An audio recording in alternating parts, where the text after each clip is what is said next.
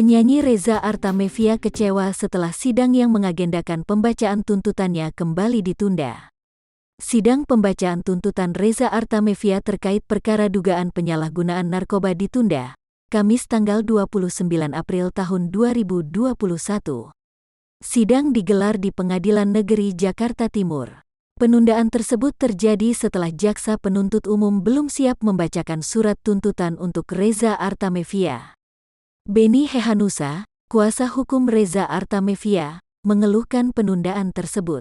Mau tidak mau, sebagai warga negara yang baik, harus tetap menghormati proses hukum, kata Beni Hehanusa di Pengadilan Negeri Jakarta Timur. Rencana pembacaan tuntutan Reza Artamevia itu terus ditunda. 2 pekan lalu, sidang dengan agenda yang sama juga ditunda dengan alasan yang sama. Ada apa kok, membacakan tuntutan? Lama sekali, ujar Beni Hehanusa. Beni Hehanusa hanya berharap Reza Artamevia segera mendengar vonis majelis hakim. Saat sidang, Reza Artamevia mengaku menerima narkoba jenis sabu dari mendiang Gatot Brajamusti.